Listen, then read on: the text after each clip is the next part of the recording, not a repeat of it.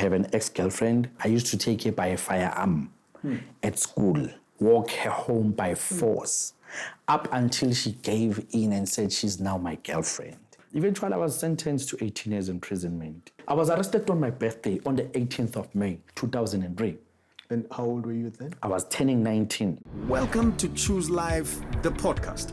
I'm your host, Abna Mariri, author, survivor, and changemaker. Each episode delves into victorious stories over addiction. We bring hope and actionable guidance to those on this journey. Choose transformation with us. Choose victory. Choose life. Today we have a guest whose journey of transformation is nothing short of a miracle. A young man who has emerged from a life that seemed destined for chaos and destruction, only to choose a path that led him towards a marvelous light. Chere, welcome to Choose Life, the podcast. Thank you so much. It's good to have you here. Thank you for having me here. Chere, you know, your story is kind of different because you grew up in a loving home brought by parents, uncles. What led you to this point? Mr. Mariri, you know, it's so interesting how you then describe Idladla Eli nice, a nice, beautiful home where we grew up. And that's my definition of a nice home. 2-bedroom, 4-roomed house, a selection in the township. You know, my mom has been there together with her parents, who are my grandparents, and it was 3 of her siblings and my older brother in the same house. So this is the nice home that you grew up in. This is the nice you had a home. good support structure. Very beautiful upbringing. So you obviously had dreams and goals. Yes. And what were your dreams and goals? I remember I used to dream of being a pilot. As a result, they used to buy me PJs of aeroplanes and, you know, all of those. And when it's my birthday, I remember on 2 different birthdays of mine while growing up, they bought me a helicopter. I had a helicopter, a very beautiful one. And then at some point, I think they designed a cake of an aeroplane for me, you know. So I come from that environment where they put effort into raising me, making sure that I got the little that they could afford to impress me as a child growing up, obviously. You know, my granny was really taking care of everyone. My grandfather was there, yes, but in the township, he's there, but he's really not there. And look, and I can relate. Yes. Because most of us as Black people, we grew up in that kind of environment. But yes, you grew up in the 90s. Yes. You know, so what were some of the images of your success that you were looking at? You know, the images, the sort of potential role models that were around you that we are looking at. There was a gentleman, we used to call him Buddha. I don't know where he went. Buddha. You know, he was popular at that time in Guatemala. He stayed with us in Nyanyato, same street. You know, I think I looked up to him because of the cars he drove, and he seemed to be a professional, though I don't know what he did. So externally he had material possessions that kind of attracted you as a young person to say, I want to do. Is that your likes of, I think the cars that were driven at the time were like Jetta, Golf, GTI. Exactly. Is that what you were looking at? Yes. My goodness. Yes. At that time, those were beautiful cars. You know, you're like, I think you know, his home is different from ours, you know. It was a beautiful face brick houses at that time where the in thing, you know. So how old were you at the time? I was very young, probably 10, 11. A lot of dance groups. Yes. And I know that you were part of a dance group. Yes. Take me back there. I started my love for dancing when I was still in primary. So that was what standard 4, which is what, grade 6. Yeah, grade 6, somewhere around there. So there were a lot of dance groups then, you know. So we loved watching guys that can dance, and we're like, hey, I'm from Boma Jaivane. Because, and I think also it's because of the applause that come with a person that can dance. You know, it still happens even now. You know, I remember I used to love Arthur. I used to love Kwaito, Arthur Mapukane. Yes, yes. So how did gangsterism and drugs come into the equation? So it built up to that. Now there used to be beauty pageants at that time. I remember. Miss Primary, Miss Primary, Miss Secondary, Miss Guatemala. That's where we used to go check out chicks. Yes, yes. You know, the dance groups that I would see there, right? I remember there was this lady who was popular at that time. Rose Moda was still very popular as a shoe. At that time. She danced in that show such that she took out her Rose Moda and made as if she was on a phone. The whole crowd went ballistic. The whole crowd, they were like, "Oh, hey, Nomsama Chaivane," you know. So you looking there as as a young person, you're a child. Actually, you know, we are very impressionable. You know, we're like, "Yo, I'm shy." Yeah,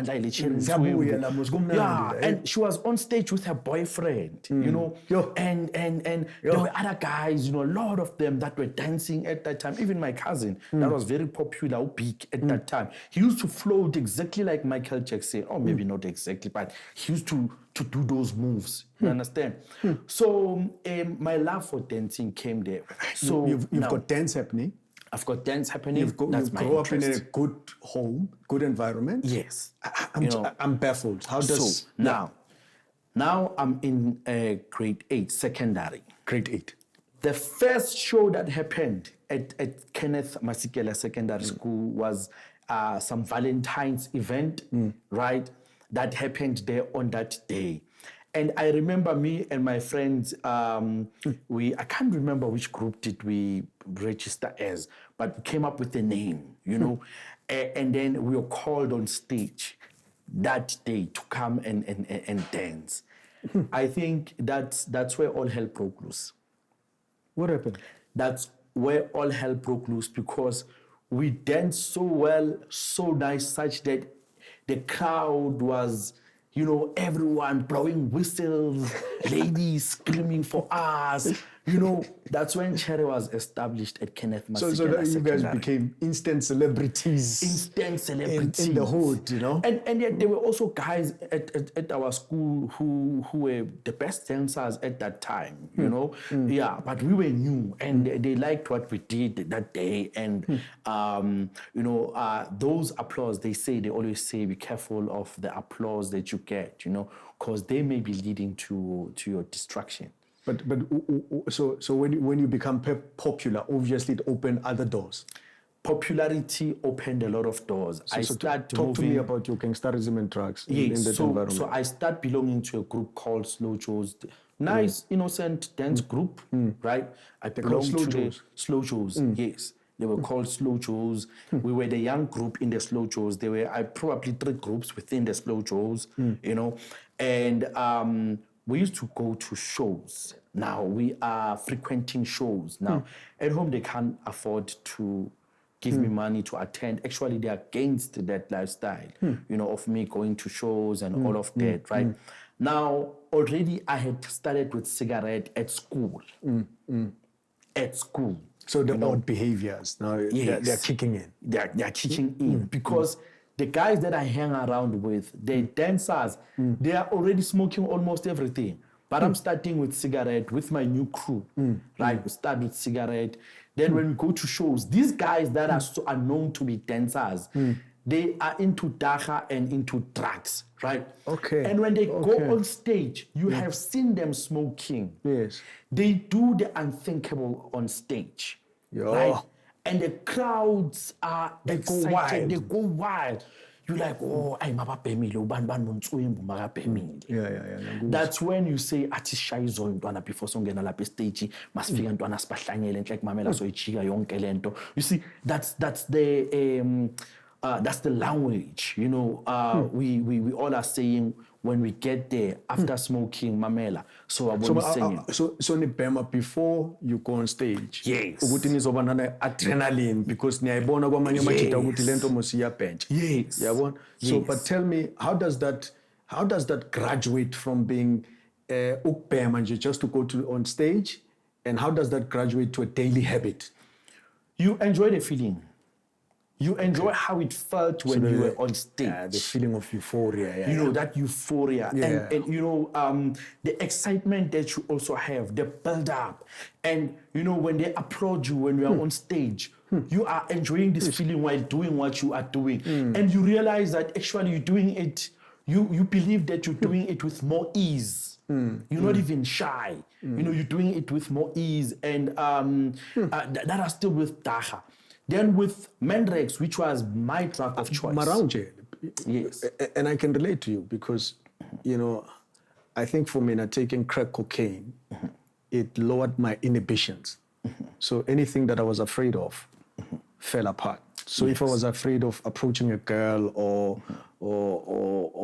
approaching something, you know, drugs gave me the husband, gave me the impetus. Yes. You know, so what kept you going for more and more and more? I was a confident young person. Yes. I've been confident. Without drugs? Without drugs. Okay. However, stage fright is something else. Yeah. Right? Gotcha. The stage becomes big and there's all eyes on you. Yeah. So when you have smoked, you get there, you are actually focusing on yourself and what you want to do. Like you are like, these people need to see what I'm about to do right now. So it boosted my confidence and took away stage fright for me. So you know. Nyabangena, man. Yeah, nyabangena. Yes. Angisabi next. That time, you know, when you had smoked and the sound system is so powerful. I remember at that time the songs at that time where I think it was a Jackknife, but there was that song you baby, you Naguranza baby, ow, umsha 10,000. That song used to drive us crazy. Upemi nunkauzile that time, ushama setu wako, umchocho ngene stage. The goal is also to impress women. Yeah, the goal is to impress chicks. That's why I'm laughing. Yeah. My color is in Naguranza baby. Chere, you are 14 years old. You're a kid. You don't have cash. Where do you get the drugs? I'm actually 13 years old. So where do you get the drugs? Because when I started secondary school, I'm 13 years old. Yeah. So with at that age, they will still give you some money, little that they can give you, at home. But it probably doesn't buy a drug at that time, whatever that I would have. But it's a compromise. Nalento leyo ukuthi kena no compro no scave. No compro, no scave. Yeah, no compro, no scave. Awukhipanga nyuka ubhemi. Oh, okay. So you must contribute. You must contribute. Yeah. Or it's either bawuzobhema kunento esibiza ngekiss icabuza nani. So with Mendrex, how it's designed, it's that it's in the bottle cup, then it's an inherent and how it's used, right? So after taking your own scale, bent, the original that's bent, the one that didn't contribute, it's like you're giving them seconds. Yeah, seconds. By Yeah. pipe le crack cocaine. Yes. You know what happens is that shy pipe le crack as it melts isalela la emaphasishini wepipe. Yeah. So eventually when it finishes you have to scrape those parts and you smoke that. You smoke that. Yes. So was it the same for you? It was the same with Mendrex. So with Mendrex or Keys. It's still burning. So at least uzothola something yana. The actual thing. So you just get the little that's still left there. Yeah, but what I'm interested in is that inyugo for you is not enough. At 13 years old, you don't have enough money. I don't have money. So konimizamo uyenza. You see, not yet. Not yet. When's no, not even. Not even. I'm just a child. I'm just starting. So you're still experimenting. I'm still afraid to even do this. You know, is this still new? Manje usha drugs usha gangsterism. So crime. I'm not yet even there. So when do you get? This is a journey. Yeah. Right? It starts with me then doing drugs. Yes. I'm still afraid, and then the compromises that come from all of us. now gives us the lifestyle Yes. of us smoking drugs and all of that. Yeah. We are actually not yet addicted at that point. So you're casual users, basically. And all of that, right? Now, but the more you use, it's the more you want to enjoy and experiment, enjoy that feeling and so forth, right? Now, habits start kicking in. You actually want to get locked out. Now, this is where it's going. Locked out? Locked out of school. You come late so that they were very strict. Or you intentionally want to Intentionally. Oh, okay. Late, no. Because it's a lot of us who are late, they are locked, we are locked outside, and there's a school of dice, right? Okay. That school of dice, there's a lot of smoking happening. Meaning, even if you don't have money, you'll get those kisses. If you are like, you're gonna get a scale, right? So now it becomes addictive, that lifestyle. Now the guys, ababhemayo, right? Some of them baganga abaphethe imese, some of them baganga abaphethe amagani. Yabona? Or baganga lapha emadizing. So they are just emadizing, they are there, right? Yes. But they have knives, they've got guns. Okay, so they are armed. Umuntu mabamdlile emadizing, all his money is finished there. Esana sinastyle asinanto kubhema. Manje senzani? Athi sigene nathi sijikeni la fast eduzane. You understand? And at that time. So what do you asking getting like to that? So what do you mean? You mean let's go steal, let's go do something? Yes. Number iyaphuma from the group. So meaning let's go commit crime. Let's see who we can find, what we can find around the corner. So this is how the criminal elements start. To feed the habit. Yama drugs now. My goodness. It's petty crime. Yeah. And it is so sad how it will happen because you even rob umkozi, the women, ladies, abomama who are at the corner selling fruits and vegetables. Probably that time maybe they've got 30 but you don't care because when we you don't care. It's going to feed. add on whatever because we want whatever. Yes. That's where it starts. That's what happens. And before you know it, I remember then because we are at school, right? We take off our Kenneth Masikela jerseys, leave them behind with whoever, and then we just wearing gray and white, gray trousers, and so you wouldn't tell which school we belong to. So they can't go and report you with no. They can't go or look for us at that particular school, right? So what happened? One incident, we go to rob a shoe repair. Stereotype, amashangana yenza imali. The Shangan people and they are there having. That's a stereotype. That's a stereotype. And however, they mostly are hard workers, even at that time. The guys that I'm with have firearms. Right? Okay, but actually that particular incident, it was 3 of us with 1 firearm.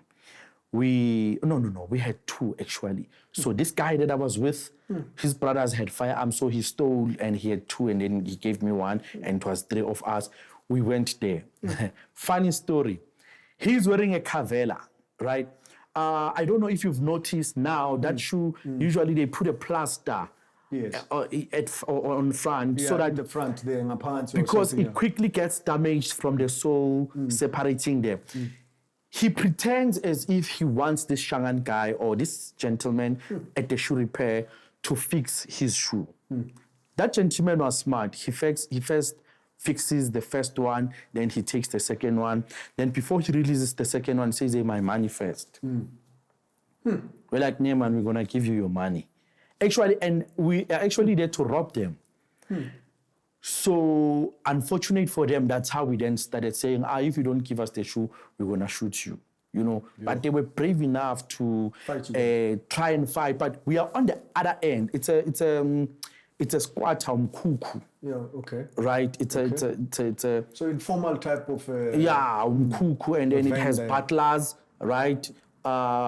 It has butlers, and then we can't go in there. We're fighting or pointing at with firearms through there, But they're not running away. Actually, he wants to throw a hammer on us and whatever that they put the shoe there, right?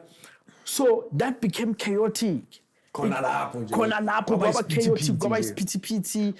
and then now, so the lengths you know, I'm really keen for you to get there because the lengths that you had to take to rob, this is just but one example in trying to feed your habit. What are some of the things that you did? So at that time, it was still petty crime. So some of the things that I've done, at that time, there was a lot of money on the street moving through trucks and all of that.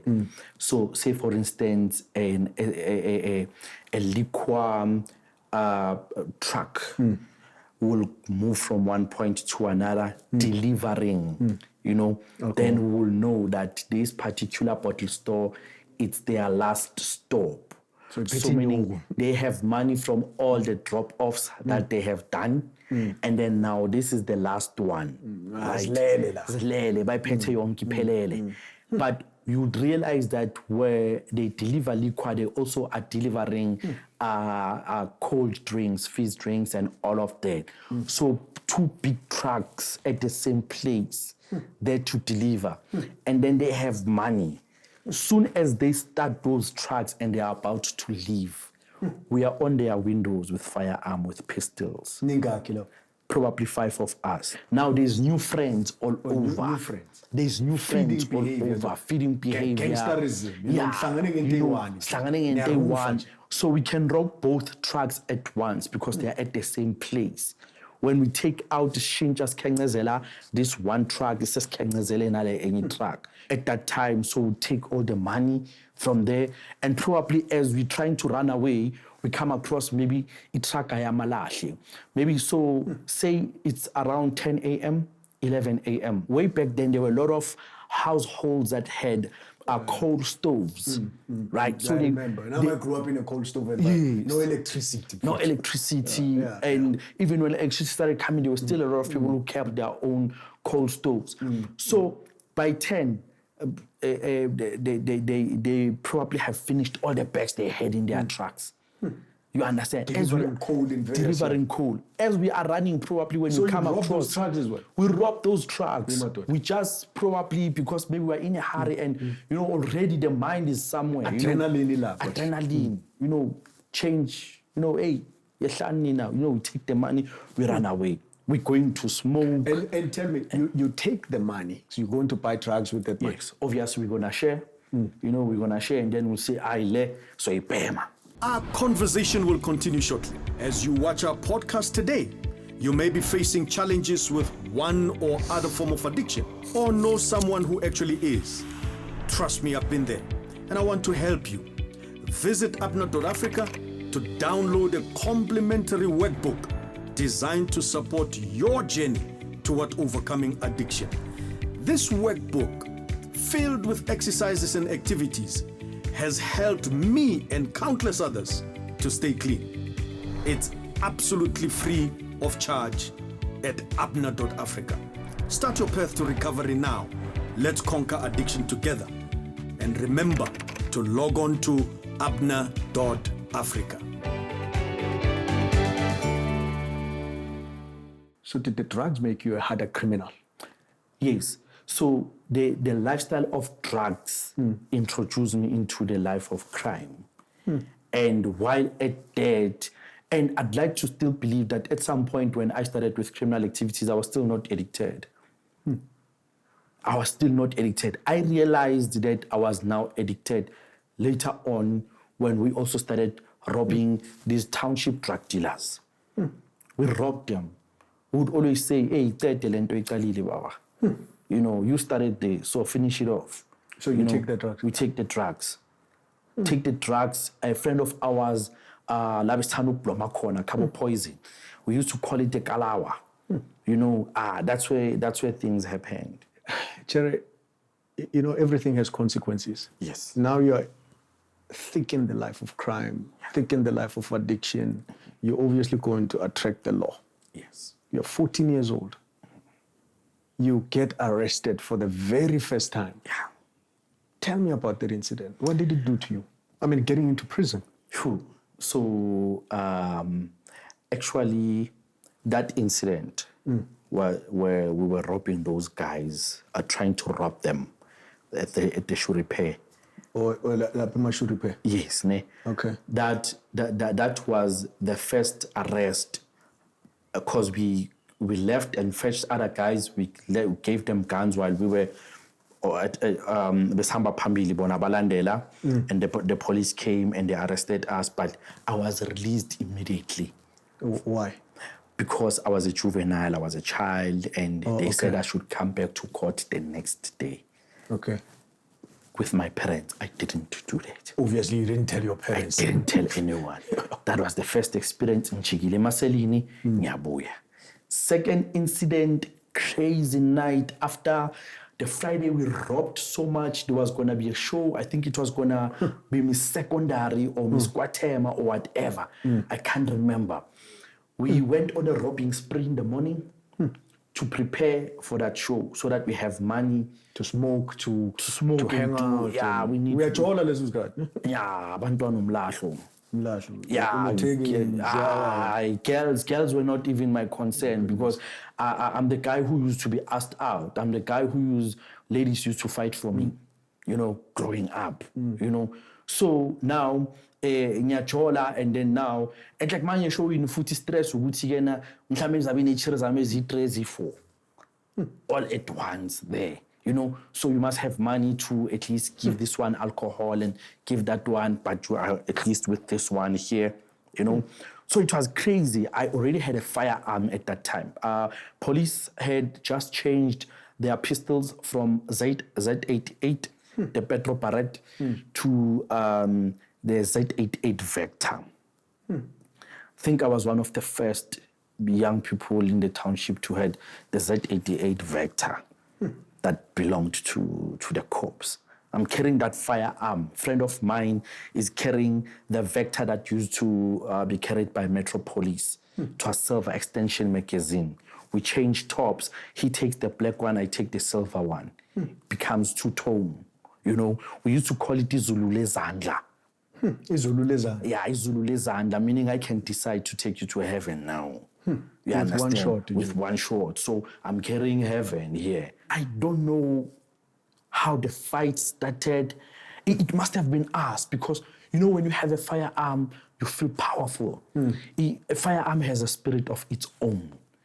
It's like it tells you that this one must not tell you otherwise. Or why is this one looking at you like this?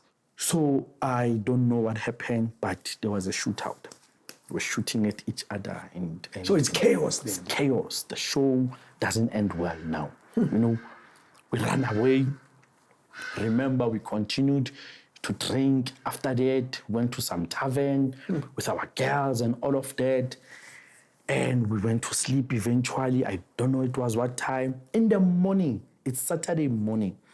Still drunk, still we must have woken up and had one scale each, just to feel ukuthi asivukile ke manje, we're going to look for food. Fortunately, we leave firearms behind. We're just going around the corner to look for food. We left our girls sleeping there in the room, I didn't see cops coming. I just saw them. They were here already. Yeah, stand fast. Stand fast. The guys stand still. Stand still. The guys ran away. Was shocked, choked, and these guys, they arrested me. I don't know what I'm arrested for. You get the police station, you're at the cop shop now. You are there. Now charge sheet comes. There's armed robberies and but you don't know which one. Right? We are there. As a juvenile, by law, I'm not supposed to be kept in the same place as older people. Not supposed to be kept there, right? But I'm kept there. Because you're a juvenile. I'm a juvenile. And now they can't take me to prison, right? I have to go to a juvenile detention center, Stoat School. Because you're underage. I'm underage at that time. So I'm with 3 guys. Stelo, who nicknamed himself, you remember Stelo Shikrega? He was a minister of finance at some point. This crazy one who was shot on the foot, when they arrested him, they asked him, who are you? He said, I'm Stelo Shikrega. And he didn't change. He called him Stelo Shikrega. And he's co-accused in I'm laughing, but it's not a laughing matter. Yes, he's co-accused in Nsizwa Mdala, and there was another Nsizwa who got arrested there. And so the police station, there's a lot of people coming in, being arrested, going out and all of that. But the four of us, actually they started talking escape. You know, I'm like, hey, manje, no balega. Yeah, bona lana, baba, one, meaning one, when these cops come to give us food or to count or whatever, you know, we need to grab them, take out firearms, and then off we go. Hey, man. You are hatching an escape plan. Yeah, we're busy now planning an escape. We're devising different ways, different methods. How are we gonna do this? Week 1 goes in that police cell. Week 2, at that time, they used to arrest foreigners at that time. It was a time, hey, when I'm take out your ID if you're not a South African. Who's the president of the country? Yeah. You know, it was those stories. And they used to send them to Lindela, then deport them and stuff. It was around that time, right? It's in the 90s, late 90s. And then now, so they would have they mistakenly arrested one boy, right? He was a student coming from Pulo, you know, and I think I went to Pulo. Yes, they found him along the way because he was too dark. So he was arrested, being suspected of being a non-South African, carrying a school bag. In his school bag, there was a case of instruments. A case of ball pen. But there's this other one that's a technical. That's a technical. Yes. And then it had Isacha. I don't know if I should say it's a culture or whatever. But whoever comes in, we are quite rough, you know. You don't just come in and it's nice for you, unless we're clever, you are known. Hey, but the other ones were pompy, say pompa. And I never had that experience at that time. Fortunately, I've never had rough prison experiences, you know. But at that time, so this boy says, you're like, hey, what's in your bag? That instrument, we're like, oh, petty sacha. They took that sacha. And then he was told, they went, Begala, Abona, Maupumala, should you tell them that Statisa Hayako? So bulal, you know, so Paiza, so tall, you know. This instrument was used to cut one of the bars. That takes time to do that. Takes time, but we have all the time. No, we sleep there. We stay there. At night, you just... When you are bored, even during the day. Eventually, agency pugil. But what we would also do simultaneously during the day, we would climb. Now, that area that looks like a door, we would climb with one foot, then feet, hands on the back, then another foot, then you keep climbing up until you reach the high. You reach on top.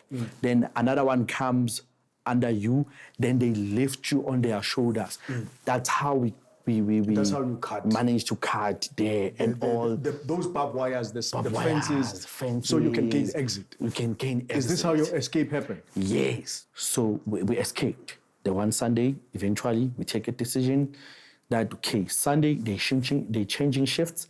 As they're changing shifts, a majority of them, they're going to leave the police station to look. They always have a list of criminals. That's when they do house-to-house search and all of that. So it was information that we had. You understand? Then the one Sunday, that butler door, we knew.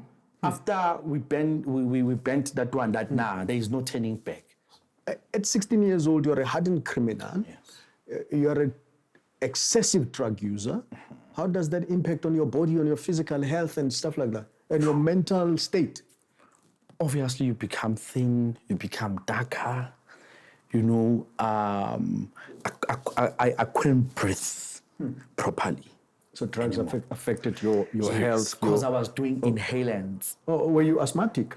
No. Okay. No, you were doing inhalants. I was doing inhalants. Okay, got you. So it was an inhalant. You basically are suffocating yourself. Yeah, correct. With inhalants. Correct. Suffocating yourself because you have to hold it in. You suffocate your brain and your lungs, you know. Or instead of oxygen coming in, you take in that smoke and all of that. So it was difficult breathing, right?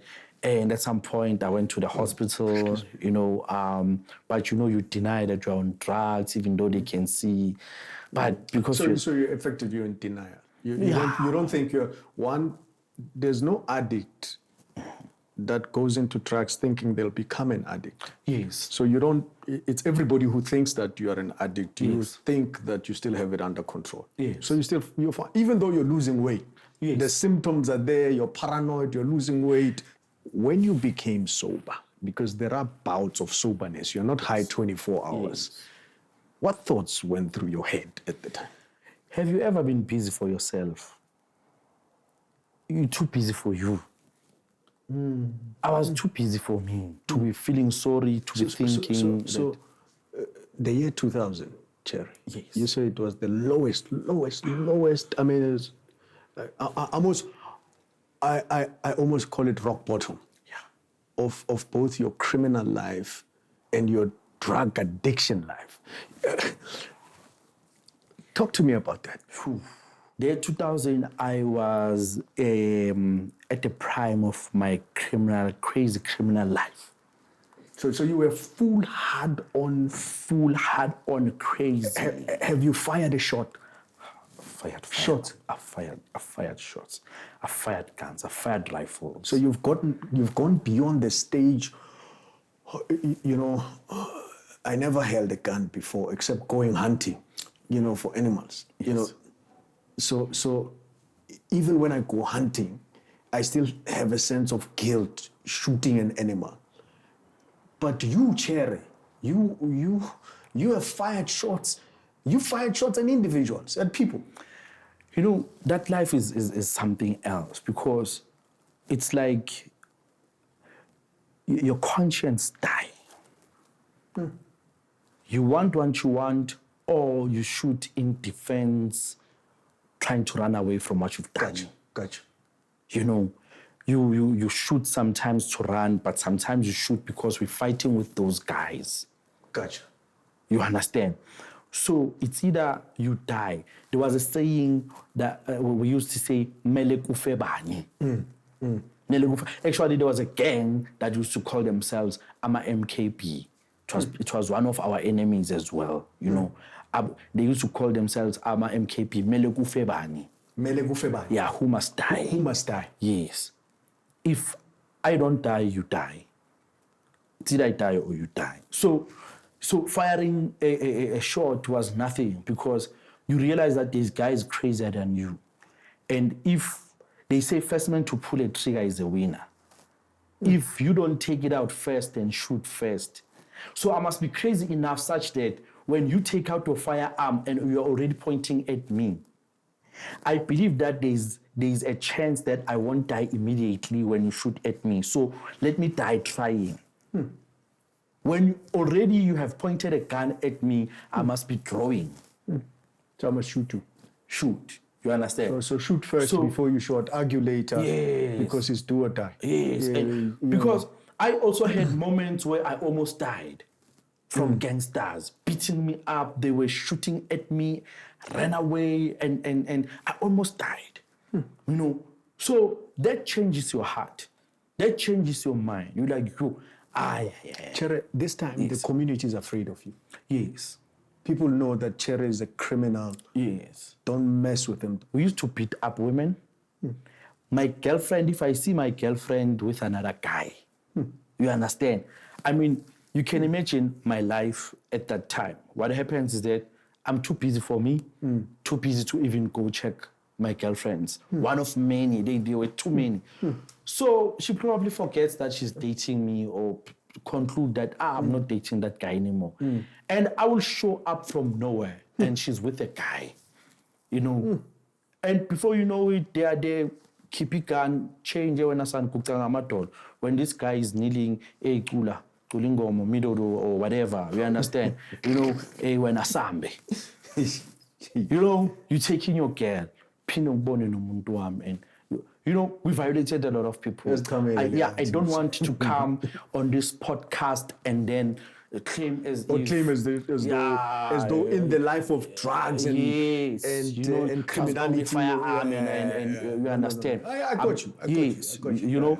So eventually I was sentenced to 18 years imprisonment. So you stayed 18 years. You were sentenced to. I was sentenced to 18 years at the age of.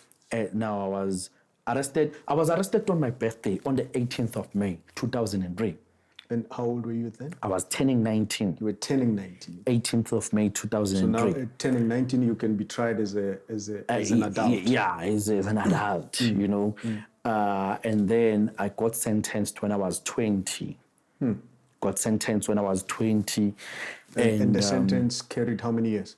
18. 18. I was given 18 years imprisonment. Yeah. There is the, there is the Circuit High Court at Delmas. Yeah, Delmas, yeah. Yeah, that's the one that I was attending, you know. I went there, given the sentence, stayed few weeks at Modapi prison because they didn't have a maximum facility for juveniles. Then I had to be transferred to Sun City. You're 19 years old. Yes. At 19. Ahead of you is a sentence that the judge hits that thing on the table, said sentenced to 18 years. That exact moment, what are you thinking at that level? At that moment? You don't realize that you have died until you have to come back to life.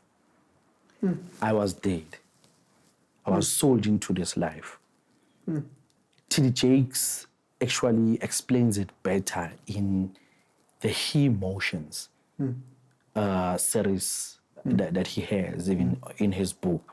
But he speaks about emotions of men, how men behave and how they handle themselves emotionally. He speaks of a part where he says that that is why a man, when he doesn't deal with his emotions, it's like he packed them and he goes into his cave. That's his little corner. Don't see me crying. Don't see me hurting.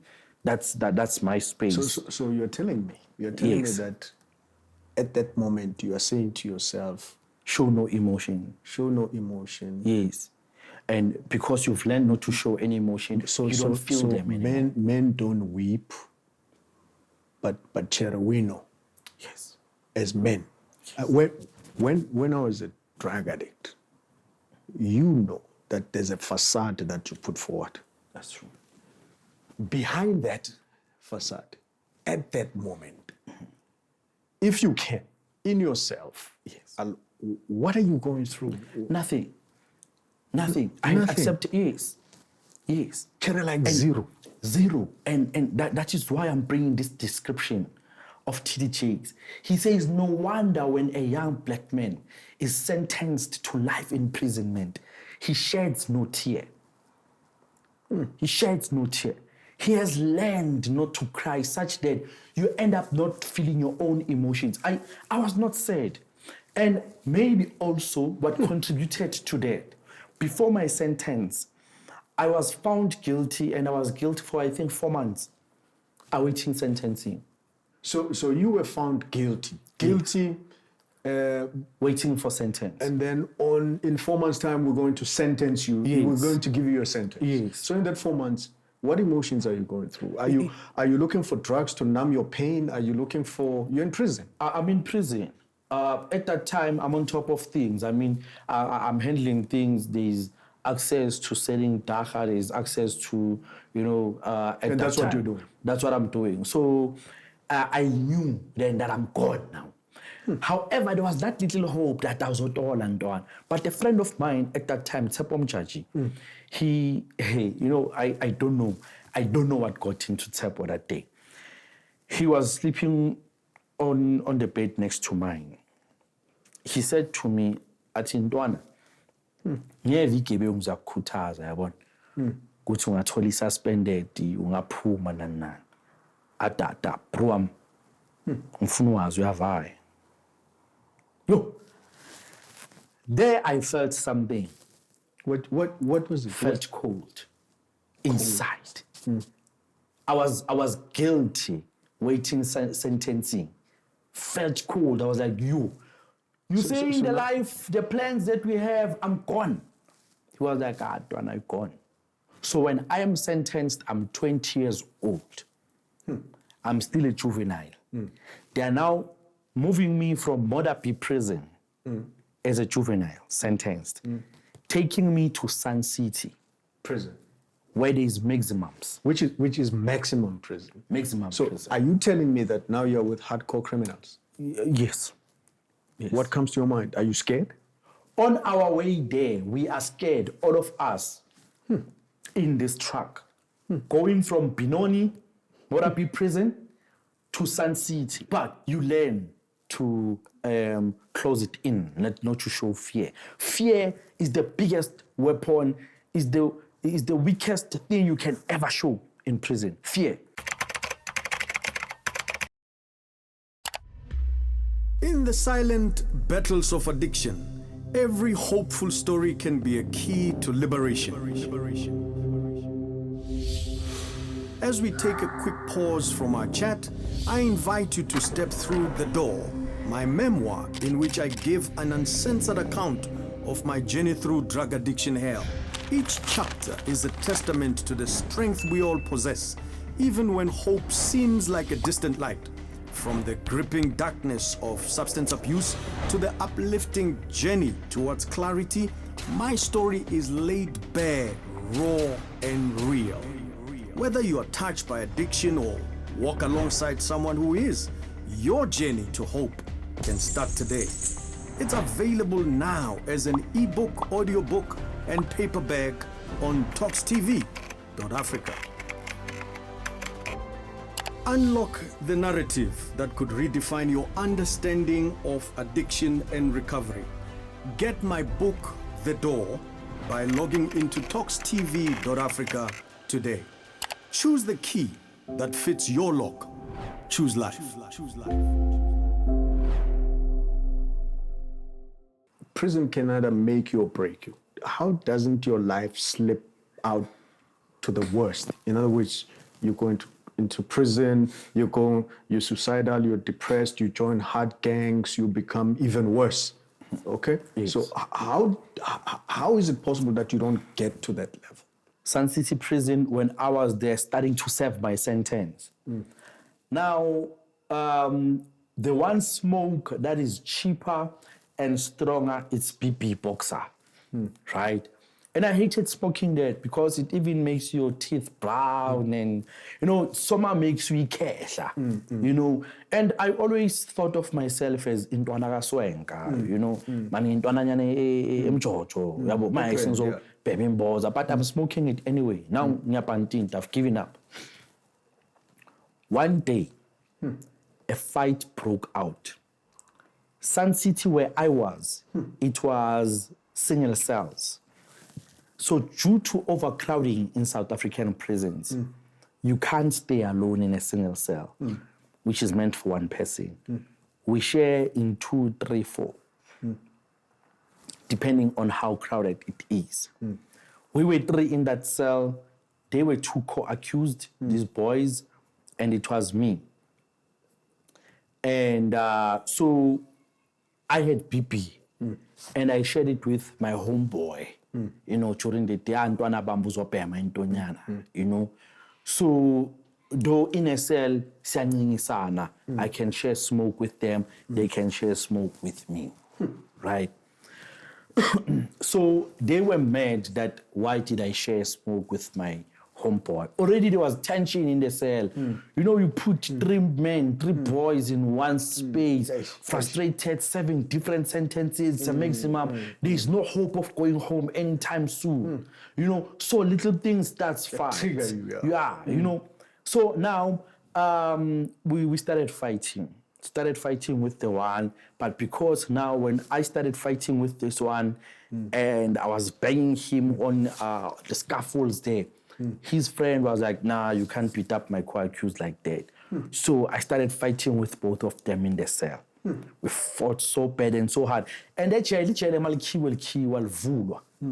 we used to believe that he cares athatwa Zobege Pitori, but it was just a way of saying it's locked, it's not getting open for anyone, for anything. You can kill each other there. You know. And you are fighting in there. We are fighting. You understand? So now, eventually, the warden saying, "Hey, stop!" But they can't stop us because they're on the other outside. side. Yeah. Fortunately, the head of prison was around, and then they came and they opened. You know, they started separating us. You know, they just beat us. You know, but we're already bleeding. 3 of us. You know. So they were like, "Hey, what's happening? Why are you guys fighting?" They give each of us a 10, you know, as to why we're fighting. And I was honest that this is the reason we are fighting, you know. Over my cigarette, started fighting with this one came in and blah, blah, blah, you know. They were like, you guys are wrong. They took them to solitary confinement where you sleep on On the floor. it's a bed made of stone. Yeah. So it's just, sleep No blanket, there. nothing. Probably one blanket, one blanket no and- sponge, no whatever. You must Wake up. Yeah, 1 hour exercise. You are locked 23 hours. That's what happened that's what happens at solitary confinement. You know, they took them there. So they get there and they didn't take you there. No, you know, but in the morning they brought them back, and my homeboys were mad. Ntwana clever ngaphandle.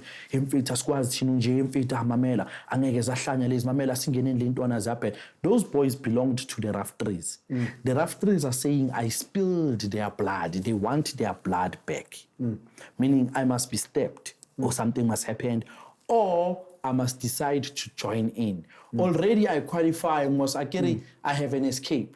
So rough trees and rough fours in prisons, they escape. Okay. Their duty is to escape. From prison. That's their role, They don't belong there. Yeah. You know, so I already have credentials. You understand? So it's either I join in or they have to step me. So it's a big thing. There's commotion, there's chaos. So, but in prison, you know, there is that silent movement of when something big is about to happen. But you may think the wardens are not watching. They know. They make as if they want you guys to start. That's why they always say, meaning I will start doing whatever I want, then the wardens will come in later. I know they're going to beat me up, but I would have stepped you, I would have killed you or whatever. You know, some guy came in the midst of that chaos, Johannes Setsoma. Now we also called him Buddha. Yes. At that time, when the Balfour was the minister police or something. of correctional services. Correctional services. Yes. Correctional services, yeah. When the Balfour used to take him to different places for motivation, sometimes take him to different schools. He was a motivational speaker, and I was like, this guy, a prisoner, saving, you know, he can be taken out to go speak, you know. He had those pictures and stuff. So he became a role model. Someone was like, this one is different.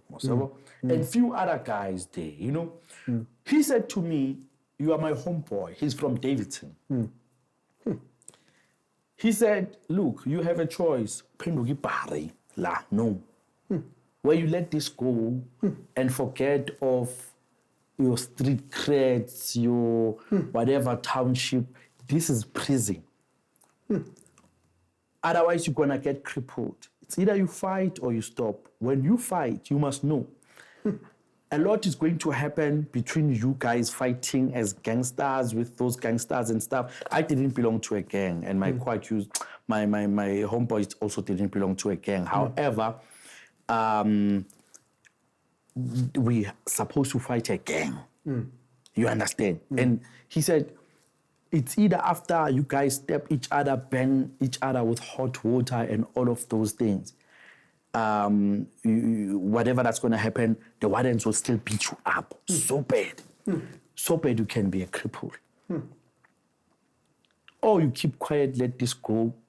After a few weeks, you would have forgotten about this and start changing your life. This is what this guy is telling you. This is what this guy is telling me. How are you feeling about that? Confused. I feel small. I'm battling inside. There's a war. Because I'm thinking my reputation. It's gonna come out of prison. People outside will know where Chere Matseke. So yini lento le outishilo that changed your mind? Firstly, showing me 2 outcomes. 2 outcomes. Choose your way, death or life. Eish. Right. These are the consequences. Eish. Khabo clever, kuyakhalwa. Khabo slima, kuyahlekwa. Yo. You choose. Bazohleka kini, uzohleka nawe, Yeah. or uzokhala wire for the rest of your prison term. Your life change. You've got scars. You've got. Anything can happen. I can die. They can die. I can be charged with more and during a fight.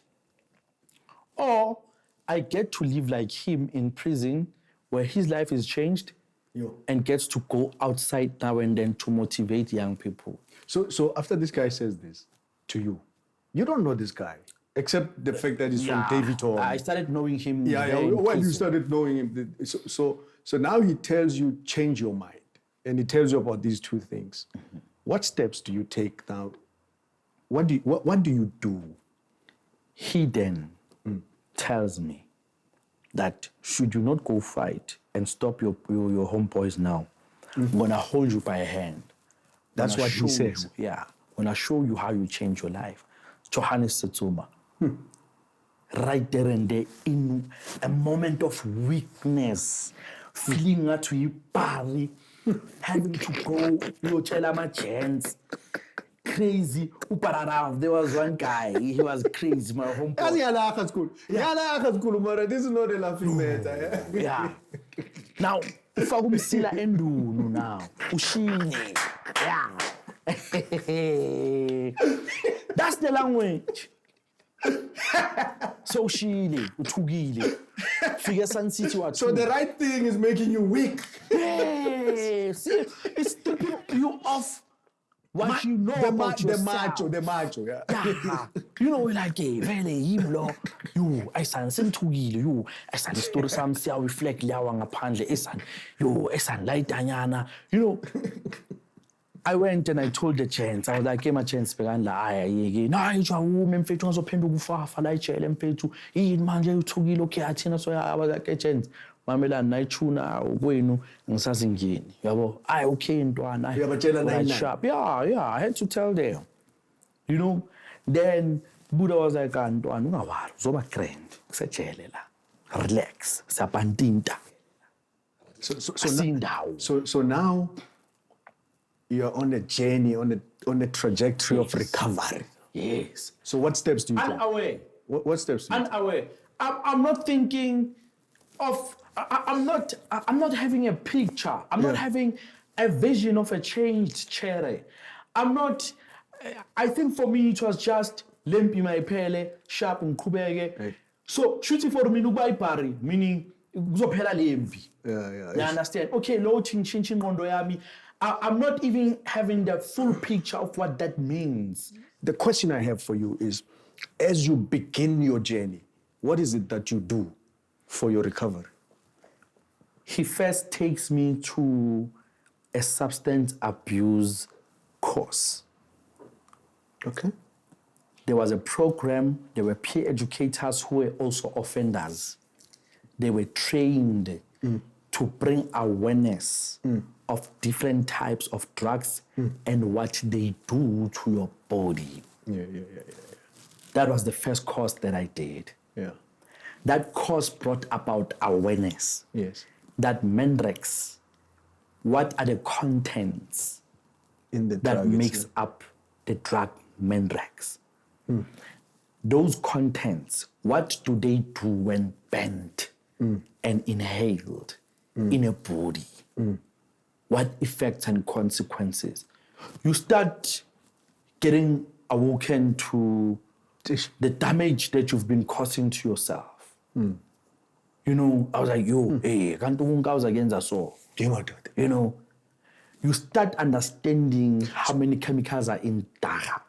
So that information, so that awareness, that sparks. Because for the first time you're seeing the reality of these drugs, the extensive damage that they are doing to your system and to your body. Yes. And then what happens? Then it starts creating an interest to changing altogether, quitting and never using. Again. Yes. Then I started quitting In a long, not long, okay, I already stopped smoking for those reasons, right? But now, this information is giving me strength to never go back, right? And then I started having interest in changing my life in terms of going back to school, right? This is now the journey that this guy told me that he's gonna help me embark on. So you go to school in prison? But not school formally first at that time. I'm still doing short courses, right? So that began the journey of change, transformation. So this is on the outside. Yeah. So let me ask you a question, because most of the time we want to deal with the cosmetics, the outside. Yes. Okay. What happens internally? I tell you now, when I went to rehab, you know, I hated counseling. Sitting in front of a shrink and telling and pouring my heart was until I went to recovery. You know, in the first 3 months, I struggled with my own emotions, you know, because they would say, we had something that you have to write every morning, call a journal, and you have to read a journal, how you feel. Yes. You know, I couldn't write how I felt. So what work did you have to do? Your inner work inside, because transformation is not only outside. It's internal. I want to know what work you did internally. Yes. A journal is powerful. People need, and that's why even now in my coaching program, I actually give free journals to my clients. Right. But in prison, yes, as you transform. Yes, I'm building to that. Okay. That I started getting a training. We were supposed to be trained as peer educators, seeing that I have interest in attending substance abuse programs, right? And then that organization thought you need counseling, healing first. They took us through a program, yes, called My Path. Intense program that exposed me to me. You know, I used to look at the questions there. How are you feeling about your father? How did you wish your relationship was like? You would cry. That's when you start breaking down, like, what? How is your relationship with your mother? I realized that I messed up my relationship with my mom. Now we can't relate well. I can't even say I love her. She can't come to prison as I would love her to. Instead, my grandmother is running, you know, always making sure that she's in prison to see me. You realize relationships that you've broken and destroyed. People that you have harmed, violated, and all of that, you know. So that was an intense program, counseling, healing journey. That program, My Path, I think it must have lasted 3 months, that program, My Path. You know, it goes into details even about your spirituality. I realize that I don't know where I stand with spirituality. I don't believe actually much in anything. Is there something in your past when you were starting your healing journey, your healing process, were the triggers of things that you have done in the past that you had to deal with to come to a point where you forgave yourself? What are some of those things? Mostly it was obviously the things that I did. I just couldn't believe. I was in disbelief of the things of the past. How can I? You know, I was like, why? Why would I do that? How did I do that? You know, that's when shame. And I think that's when I said, when you are dead, you don't realize until you have to be awakened. You realize that I was dead. My conscience was dead. You know, you realize that actually I was ignorant of life, inconsiderate. I was selfish. I was brutal. I was heartless. You know, when we describe a person who is heartless, basically they don't use their heart to consider anything. You understand? You know, so those are the things that came either through my path or deeper, actually. I believe I got my deliverance when I started now giving my life to the Lord. You know, they say change is dynamic. Yes. They say change is a process. You know, you are now on the path to recovery. Yes. One of the things that in recovery they teach you is to make amends. Now you write letters to your victims, to some of your victims. Yes. One, how do you find them? Two, what do you say to them in those letters? Now I want you to tell me, you know, for example, I had a friend of mine who was a chief executive who gave me business and said, Apna, you're going to start, for example, in September. I'm firing somebody, you are coming in to start, and I don't go in, you know. So he ends up almost getting fired because on the 1st of September, he's got no supply. And the business stands and they lose millions. Okay, so when I'm in active addiction, when I come out, I have to make amends. So I have to write to them, I have to see them, I have to say something to them. You are a hardened criminal who might have murdered people. Now you have to deal with your past because we can't sugarcoat it. You can't say I found redemption, and having found redemption, I forget about everything. You're a perpetrator, Chief. Yes. You cause damage, you cause hurt, you cause pain in the lives of people. What did you say to those people? Because some of them, their lives took a different tangent because of you. What do you say to them? You know, with that lifestyle, you realize that there's things actually, no matter how much you want, you can never get them right? I have an ex-girlfriend. So I used to, actually I took her from her boyfriend before she could even be my girlfriend. I used to take her by a firearm at school, right? When her boyfriend wanted to come, I'll take out a firearm and I'll live with her. You understand? Though I didn't rape her. You understand? But I used to take her forcefully all the time, walk her home by force, up until she gave in and said she's now my girlfriend.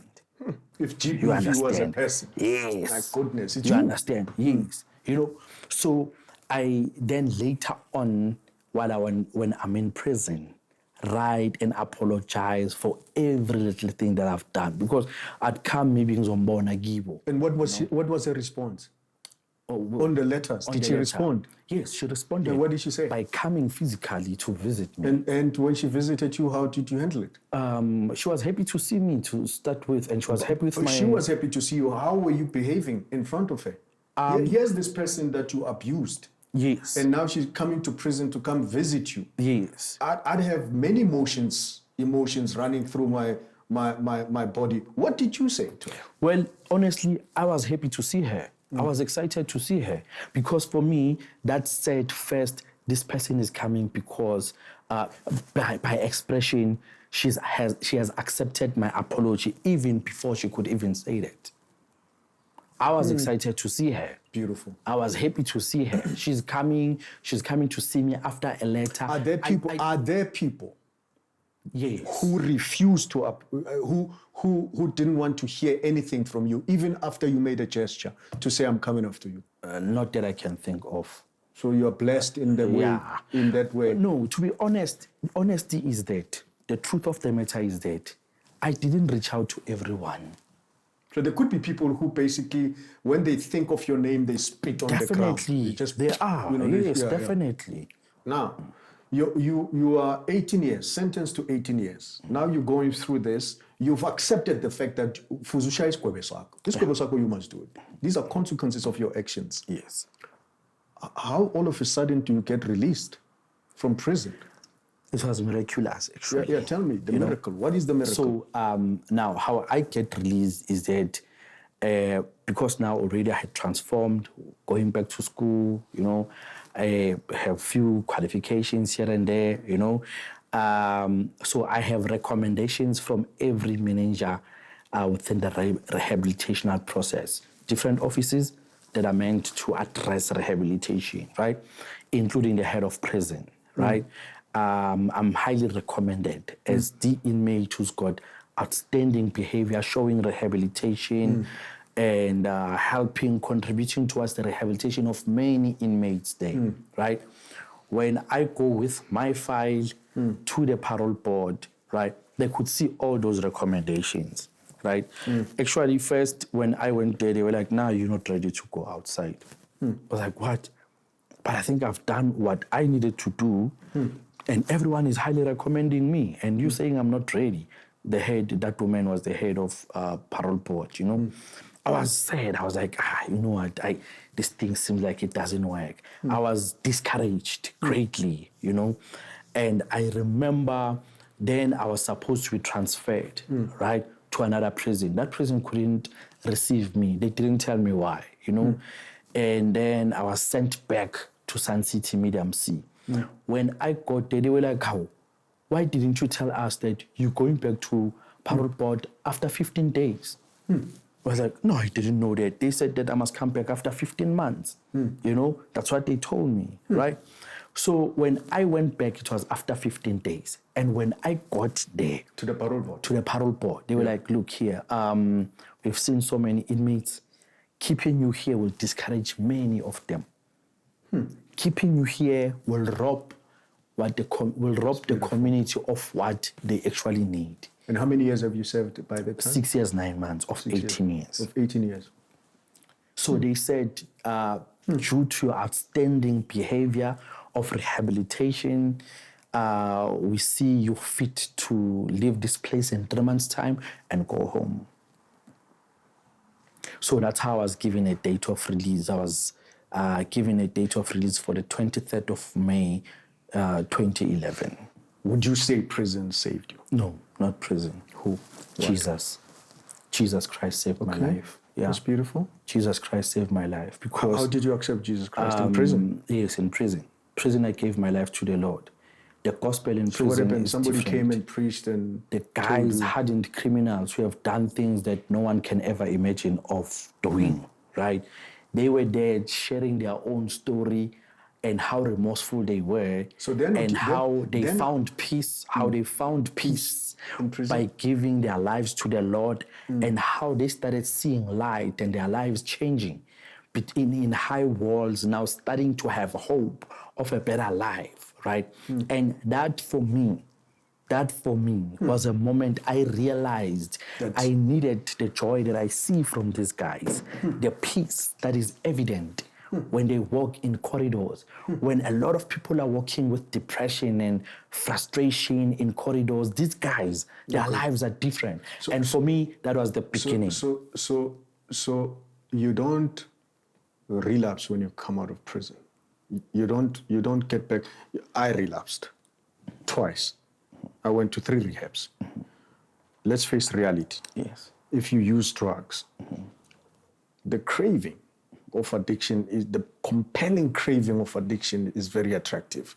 And I write it extensively about it in my book called The Door That's There. And for you, what do you put in place that makes sure that you don't go back to that life? My life was different upon my release. Okay. I'm out, Yes. I'm staying with my brother.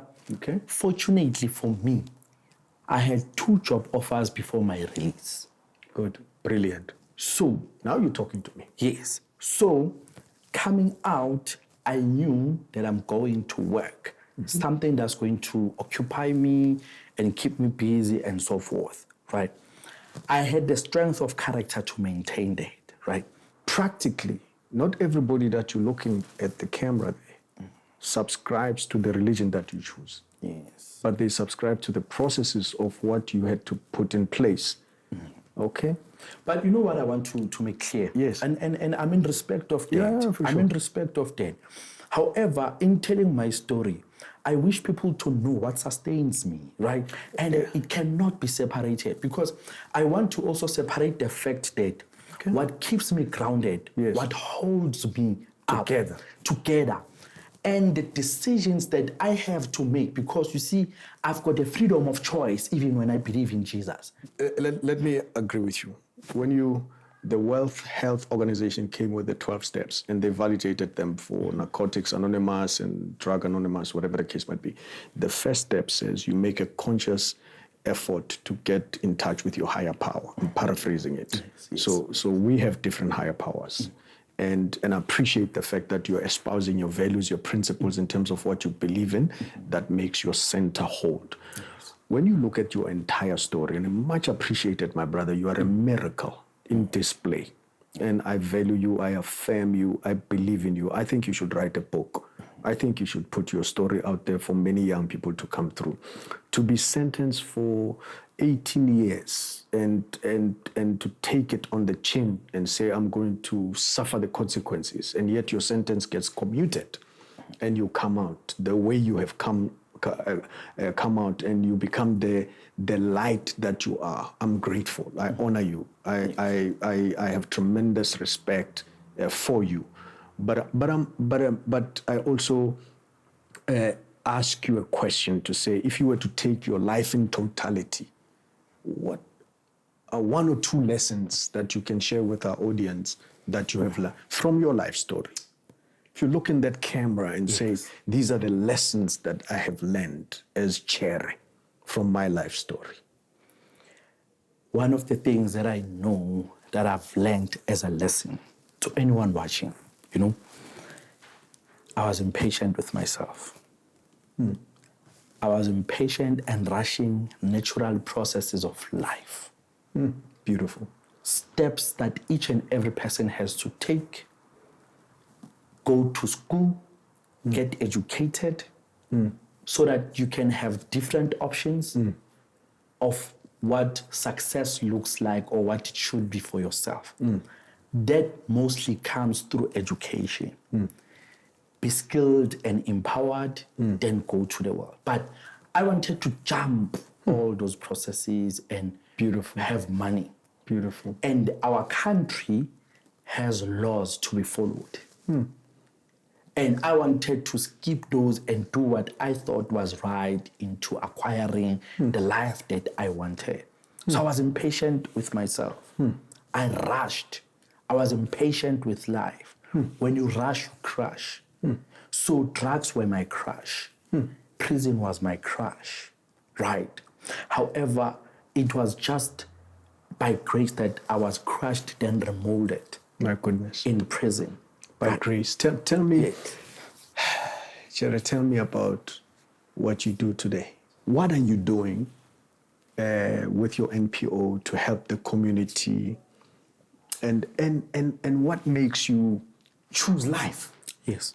Every day.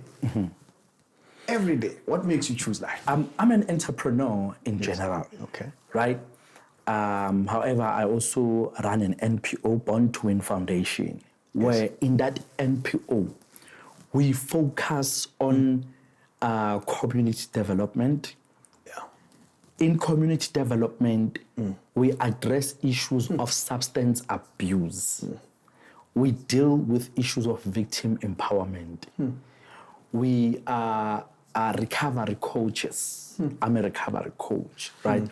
I'm a trained speaker, right? Beautiful. So I do talks around these subjects, crime, socio-economic issues, and so we do just but a lot in the NPO, right? In community development. We run a boy-child program, which we call impact and transform through exposure. We want to impact the boys and transform them by exposing them to themselves. Beautiful. Through information, environment, and so forth. And I also have my businesses, you know. Beautiful. Where I'm running my businesses, different services that I'm running there. How do people get in touch with you? People can get hold of me through social media, Chere Matseke, both Instagram and Facebook, Twitter. I'm the champ, and they can call me. I have a line, business line, 073-092 6698, or they can email me at prosperityfit@gmail.com. Beautiful. My brother, I just want to appreciate you and thank you so much for taking the time out. I know it can never be easy, but just for being vulnerable and pouring yourself out for the audience, it's all in the interest of trying to help somebody. I cannot begin to think how much I'm grateful for what you have done for us. And thank you so much for joining me, and much appreciated. I pray that and trust that your story will change their lives. Like I said to you, you need to write a book. Yes. And for that, I'm going to give you my book, as an inspiration, source of inspiration, in terms of your own journey. So please, the door is your copy, and I'm going to sign it. And thank you, Chere. Yes. Good luck. Thank you so much for having me here.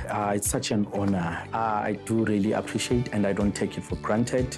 I believe that sharing my story and my journey will be of great benefit to your audience. And thank you so much for such a powerful platform. Man, thank you so much for being here, and much appreciated. Ladies and gentlemen, thank you so much for joining the Choose Life, the podcast, Victory Over Addiction. See you next time, and thank you for joining us. Mwah. God bless you. Thank you, Mr. Marley. Thank you so much. I appreciate you being here. Thank you. Thank Really, you. Such really an good. honor.